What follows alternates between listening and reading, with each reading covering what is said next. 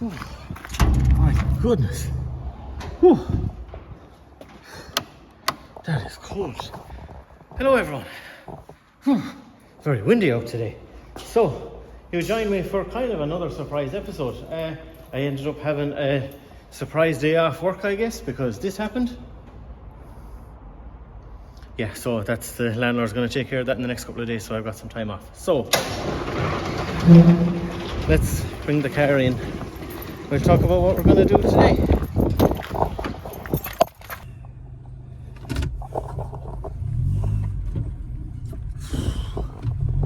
Oh, it's cold. Now, okay. What we're going to do today is something to do with that. That is the Kenwood head unit that came in the car when I bought it. And lately I've been just using, I'm sure you've all seen them, one of these little auxiliary wires for the phone, to plug the phone into, whatever. Now, there's nothing wrong with it, it works fine. It does have a gaping hole there. There's an aftermarket pocket that was underneath it, but it doesn't quite fit right. The faceplate is missing around the edge there or whatever. So we're going to pull that out. Actually, yeah, we're going to pull that out and I'm going to show you what we're going to replace it with. So, what we're going to replace it with is this. Now, to a lot of you that might look like an old ancient relic, but let me tell you, oh my goodness, back in the day, this was the coolest thing you could get. This top half flips out and up, so it's a DVD multimedia unit, I guess is what they used to call it. Now, I had that in my old Civic EM2 9 years ago, maybe even more, maybe even 10 years ago. And when I sold that car, I took it out because the car I replaced it with, which is CL7 Accord, that radio didn't suit because of the shape of the dash. But anyway, so that was in that Civic along with a sub and an amp and, you know, a whole bunch of good speakers. But when I sold that car, I sold it all except for that head unit. Although I think I might still have the amp and the sub. But either way, I wouldn't put that in the boot of the Stream because it would take up most of the boot. So anyway, the way this works, obviously, you know, you power it up and it flips open and it has the DVD unit and all that. And it just plugs in the same as any head unit really. Now it has a bunch of extra random stuff. It has a real old school style iPhone connector on it there. It had RCA connections for subs and amps and all that kind of stuff. It has another, I don't remember what that was for. CD changer maybe, if I remember right. The aerial plug, same as any kind of stuff really. Now I did also still have the, I think people call them the ISO plug or something, like to convert the Honda wiring to the radio wiring, but technically the car should have one of those in it anyway because it already has a head unit in it. But either way, if we need it, we have that there. So what we're going to try and do, let me put you down there, is try and remember what wires went where. Most of it is labelled. Now there's a remote wire there that I see. That was what was that for? That was to turn on the sub when turn on the amp, sorry, when the radio turned on. What's all that? That's all fused stuff. Yeah, accessory, memory, power, all that kind of stuff. Ah, park and brake. Okay, there it is. I was wondering where that was. Because there was like a safety feature in it that the DVD would only come on, like it would only show the DVD when the handbrake was up.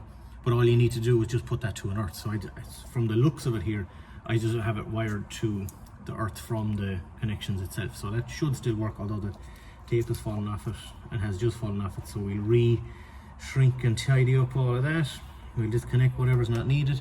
Now, I'm not really much of a music in the car person anymore, but I do listen to a lot of podcasts and stuff. So as far as I know, that's just a regular 3.5mm headphone jack. So I have a cable that you just saw with that on one end and then the iPhone lightning cable conversion on the other end. So I don't see any reason why it won't just fit in and work. So I guess with that being said, let's pull the Kenwood unit out and see.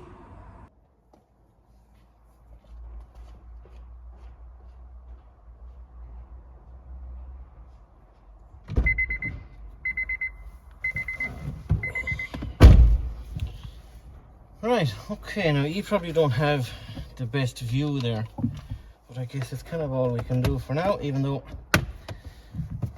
that's tighter than I expected it to be. That's what she said. So let's get this out of here. We can let that hang. Now we can turn, I didn't even realize the ignition was left on. Smart boy. I'll pull this out of here. Now, this should literally be just a case of unplug it at the back and in theory just plug in the Alpine unit. So I guess we're going to find out. Now, how did I end up with an Alpine unit? Well, years and years and years ago, oh my goodness, it's so careful taking this shit out. There we go. Years and years ago, my dad worked for a company. He was a sales rep for a parts company, and that company sold Alpine stuff. So I was going to say at the time, but I suppose they still are definitely one of the, like, a very high-end audio company or audio components, whatever you want to call it. All of their stuff is really, really good. I only ever had, for years and years and years, when I cared about that kind of thing, I guess you could say, come on, get out of there. There we go. I only ever had Alpine stuff in the car because my dad's company, either they would give him display stuff that, say, you know, he'd go around and show to potential suppliers or whatever it might be, and he'd get to keep it, or if there was something in particular I wanted, I'd get it at a discounted rate, obviously because Dad worked for the company. So that's how I ended up with that, among many other Alpine setups. But that one was always my favorite.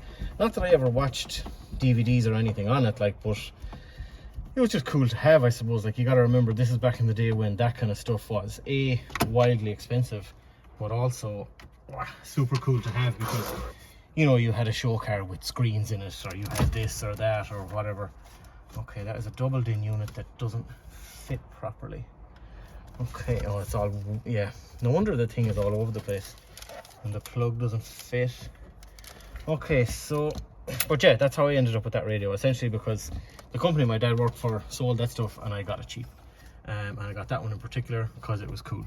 And at the time, no one else had screens in a car, or if I remember right, I think I had a PlayStation hooked into that too. I don't remember for sure, because it had loads of capability for, like, surround sound, this, that and the other, blah blah blah.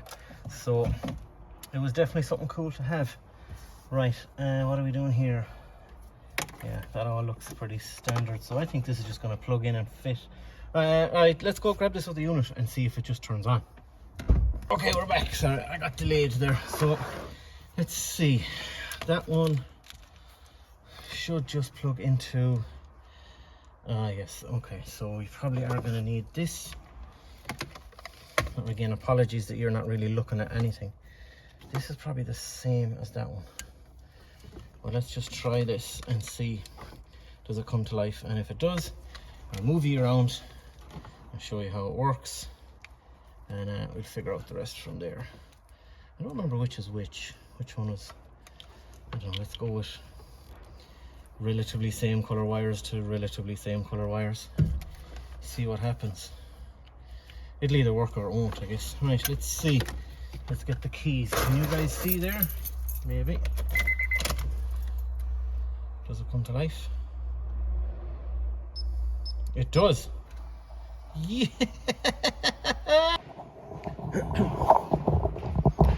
Okay, sorry about that. I got interrupted by a couple of phone calls and then that turned into more stuff. So it's a couple hours later and we're back. So let me show you the progress we've made and the things we've calculated. So I had plugged in the radio. As you'd seen, we'd plugged all this stuff together and it didn't work. Well, it came to life. The screen folded out, but there was nothing on the screen. Screen's completely blank. And the first thing I thought was, shit, it's probably the ribbon connection between the unit and the screen. I mean, stuff like that fails all the time, but also that thing is sitting in a press in my house for 8 or 9 years now, maybe even 10 years, I'd say. So through a bit of messing around and fiddling around, I figured out that the connection, the earth there from, that goes into the back of the unit and this plugs into the car's own harness, for want of a better word. I had that just paired back like that with the park and brake. It's kind of hard to show, you know, in between the two of those, if that makes sense. That is the one you need to connect if you want the display of the DVD to actually show while you're driving, because if you have that connected, the screen will just say, I think it says display turned off for your safety or something like that. But so in the last 10 years of sitting in the press, that connection, I guess it just got oxidized or whatever, so I cut it, I jumped it with a piece like that, and it seems to have worked. So I'm going to solder those all back together, plug it back in and see if it works.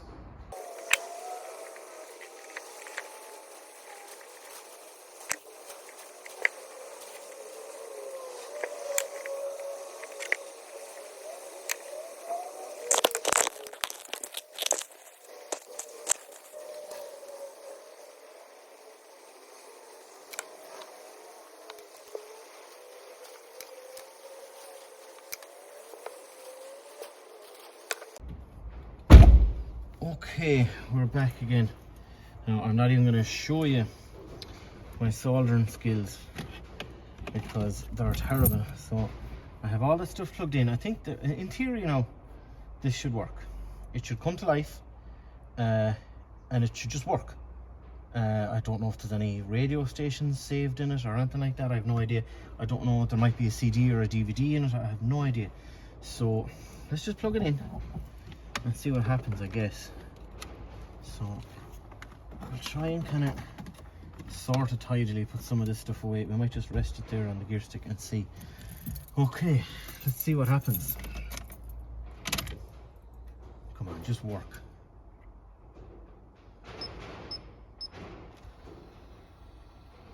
Okay, that's a good sign. Okay, that's an even better sign. Oh, is there sound? There is. Oh, look, hang on, let's get you. Oh. Look at that. Oh, it's so cool. Right, I can't even remember how it worked. Visual open, eject. Source, it barely has any writing on it. Let's press source and see. Okay, radio, DVD. Let's press DVD. There mightn't be anything in it. Disc reading, there must be something in it. Let's zoom me out a little bit. Might be, yeah, there we go. There is something in it. What's in it? Holy shit! Wow, that's a DVD that I bought. God, I don't even know how long ago. Let's press play and see. Did that work? Oh. I forgot to mention also that this thing is a touchscreen as well. That's a DVD. Holy shit! It works! Look at that! You can have my girlfriend, but you can't have my wife. Wow. I can't believe that that works and that DVD is in it. That's a DVD about like 50 TVs, 11 subwoofers, 39 speakers, 10 amps. That's a DVD about like show car culture in America in like the really early 2000s, and I bought that online to have playing on that screen like at shows because it kind of fit the theme. Wow. Something we're working on to be a little bit different. We got graphics to go from tip of the hood all the way over the trunk. Wow. It is one constant graphic with everything closed up. It lines straight up. When you pay over I can't believe that works. better line straight up. 14 speakers, I have 4 woofers in here. So it's about 1,500 watts. And there's just something about Wow. like a 9,000 RPM red line that does it for you. Crazy. You just lay into it and it hits $6,000. The supercharger. Wow, kicks in, okay. it takes off, Right. and, I mean, that's all she wrote. That's nuts. Wow, and it should close up easily as well. Yeah. Man, that is so cool. I'm so hyped that works. Well, I am surprised. I mean, like Alpine was always supposed to be like really good, quite expensive stuff, so I'm kind of not surprised it doesn't work, or that it works. I mean, shit, that is crazy. That is so cool. Okay, so before I started this, I did a little bit of research. It had a cable. I'll show you. They plugged into the back of it and has the old style iPhone plug in it. Now you could get an adapter from that to go to the more common plugs that you see nowadays. But I think what I'll probably do, because that seems like a pain in the arse, it also has a regular 3.5 headphone jack that I showed you before. That doesn't seem to work. There's no auxiliary on the list. We just saw radio and DVD just there. Now, if I remember right, that cable that I talked about earlier, the one that used to plug in for the CD changer, that guy, if I remember right, because again my dad had all the Alpine catalogs, there was a catalog that was that plug on one end and a 3.5mm headphone jack on the other. They called it like the AI net thing or something like that. Like, I have to remember, like these are from like 2003, 4, 5. Like the first car I ever had that in was in 2005, 20 years ago. So no wonder it doesn't recognize a lot of the modern stuff. So I'll Google those connectors and see, because God, if I could get one of them to work and have it like have it play music and stuff like podcasts and stuff through the phone, via the phone through the head unit, that would be awesome. That'd be really cool. Right, but for now, let's try and get it mounted properly into the dash and get it looking tidy. Okay, so we're back. As you've just seen, it's like a month later.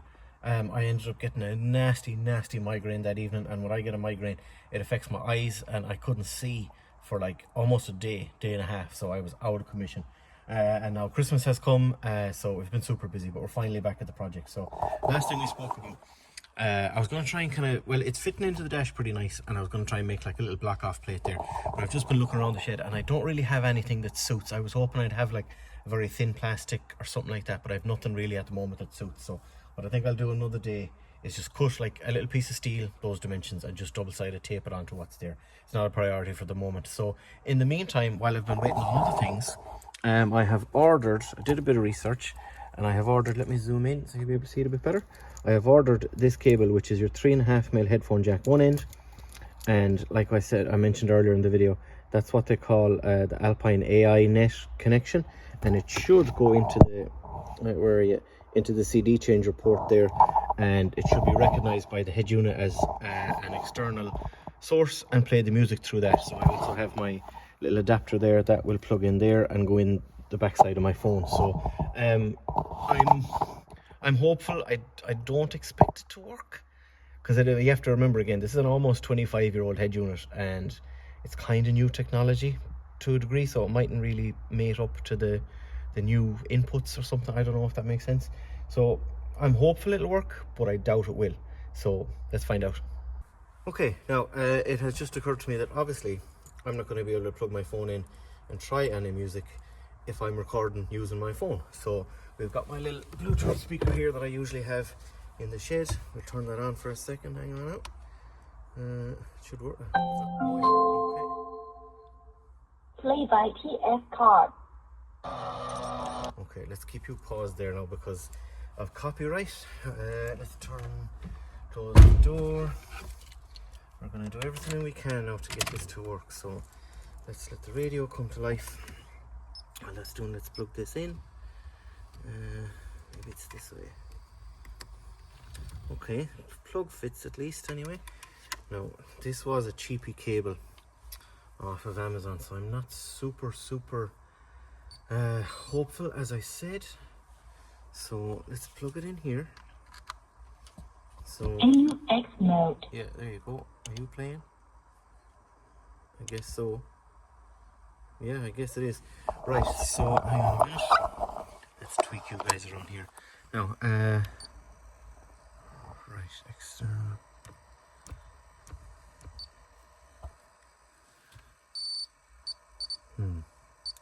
Nothing. Right. I'm kind of not surprised. Now, I'm going to assume that that's playing. Let's press the pause button. Make sure. Yeah, okay. Right, so there is a couple of options. It's going to set up there. We'll zoom it back in so you can see what I'm seeing. So, system, right, auxiliary input. There's a bunch of options. There's off, on, obviously, and then we've got what, VCR, game, TV, DVB-T, whatever that is, and external DVD. Back to off. Okay, so let's try it just with on. Come back out. Go to source. Let's go from scratch again. Okay, so definitely radio's working. Let's go into auxiliary. Okay, no sound. Let's try this. I'll press play again just in case. No. Okay. Let me do some more research and come back.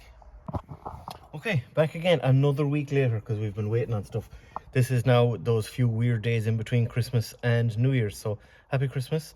I hope you had a good Christmas. Let's see what we've got this time, which might work. So I did a bit more research. I found that same cable or that same plug with an RCA on the end, and then I found RCA to wherever it is, 3.5mm headphone jack. So I'm just going to plug all those in, go through the sources. Apparently it should work via external DVD. Should have like an audio pathway or something like that from what I've read. Fingers crossed it works. AUX mode. Right, let's see if this works. That's how it's all connected. I'm hopeful, but I doubt it. Let's see what happens. So as you've seen, technically that's playing. We're going to open up here. No, I'd have audio if it was going to be playing by now. Right, let's try and just go back out into radio. No. No. Damn it. Okay. Just very quickly go in here. Let's change that to the external DVD thing again. Come back out. I'm just trying the whole process, more just kind of out of hope, but I think we're shit out of luck now. Nah. Shit. Okay, so I guess that's not gonna work. So we're kind of out of options for playing it through my phone or any kind of music like that. Right, one other option I think was kind of old school. So let's have a look at that. Okay, so what I think is going to be the last option we have. In a second now. Now don't get me wrong, I know I could get probably like a little Bluetooth module or one of them FM transmitter things or something like that, but like I'm not that bothered about it. I've already the guts of 40 quid wasted on those cables, but it is what it is, right? So as you saw earlier, I do have this. Now that goes in the back of the radio, that goes into real old iPhone or iPod and should just play directly to it because it came with it. Now I have an old iPod which is here. Now I don't know if you can see that, but it says please wait, very low battery. So I think while that's charging, I'm going to pull the radio out, plug that cable in, do one or two other little jobs, and then hopefully that will have charged by then. Okay, so head unit is back in place. I've run that cable in at the back, over through the glove box here, and just left the, wherever the end of it is here. Yeah, right there, cool. So now I think I saw a sign of life on the iPad there a couple of minutes ago. So let's go and grab it. And in theory, even if I plug this in and it charges via the head unit, that's a good sign. So even if we can't get it to play music now, although it is okay, look, it's showing the actual charging symbol. So let's plug that out and plug it into the head unit and see. We're gonna do it live now here. So bear with me for a minute. I'm gonna hold you under my arm there, give you a little cuddle. Right, so that's plugged in. Let's leave that there.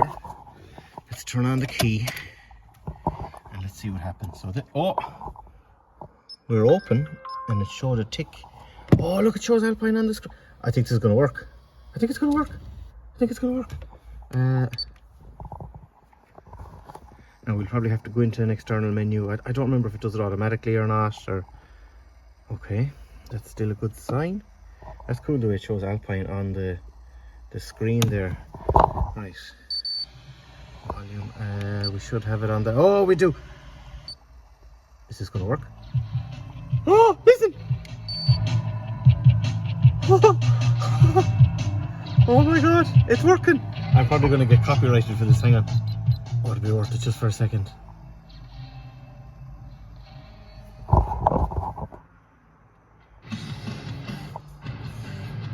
Oh, class. Right, turn it down. Oh, hopefully I didn't get copyrighted for that little bit, but it works. Oh, that is so cool. I forgot that it does all this stuff. Like it shows all the...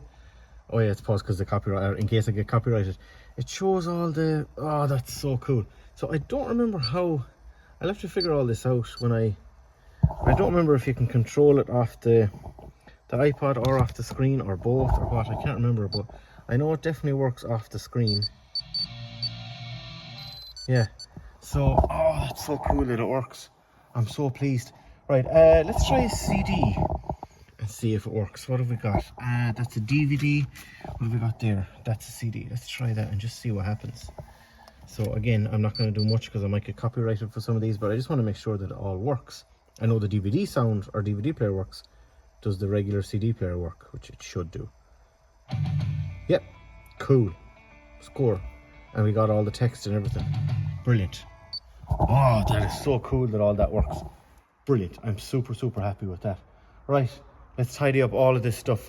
Right, I've got it all tidied up now. I'm just going to run through this really quick because this, for what it is, this video is getting a little bit long. So let's see. Right, we're going to set up. It's just to show you how it all works, like super old technology that's still really, really cool. Come on. Okay, so it gives you all the same options that any radio would. You know, I don't know what the frequency thing there means, but I'll read up on it. Get your treble, your bass, your fade, blah, blah, blah. All this kind of stuff. Like, it gives you all the different options for the... If you had it like surround sound and stuff in it, and all this filter. I don't understand what half this stuff even does. Come back over that, go into source. There's all our options, DVD, blah, blah, blah. Display. What was all of that stuff? Oh yeah, you can choose whether it, like how much it opens and closes. If I remember right, actually, hang on. Yeah, you can choose the angle of the screen as well. That's super cool. I leave it just at the factory one, which is there. It had a dimmer and an automatic dimmer, all that kind of stuff. I'm just kind of remembering a lot of this stuff as I'm doing it too. I think you could change the color. Yeah, you can. You could change the colors of all that to kind of match your car a little bit, I suppose. We'll leave it on. Oh, red looks nasty. We'll leave it on that dark blue there. The pulse touch, that was, oh yeah, like it'd give you feedback when you press the buttons. That's really cool. You can align the screen. Oh, it's so cool. What's this? Oh, that's just all the clock. Oh yeah, there was like a demo mode, almost like a screensaver and stuff. Really cool. So cool. What have we got in here? Oh yeah, this is for like when you could connect it to a phone and stuff like that, and navigation, auxiliary, USB adapter. Look at all this stuff. Like, oh yeah, look, you could. I forgot you could. I think that changes the. Yeah, look, you could change the color of the buttons. Oh, there's only the two options. That's good. We'll leave it on red. Oh, it's so cool. So cool. I wish I could turn it up and let you hear how good it sounds, but we're already tempting the copyright gods as we are. So I think that's going to be the end of this one. Super nostalgic. Super nostalgic. If you're less than 20 years old, it probably seems like an old relic to you, I guess. But super cool to have. Very period correct, we'll say. So yeah, thanks for watching. If you've had something like this back in the day in one of your cars or something like that, or if you have any idea why some of those cables wouldn't have worked, if you're someone that's into that kind of stuff and you know more than me, please by all means stick it in the comments there, let me know. But for now, thanks for watching. We'll see you again soon. Also, happy Christmas, Merry New Year, all of that usual stuff, and we'll see you soon. Peace.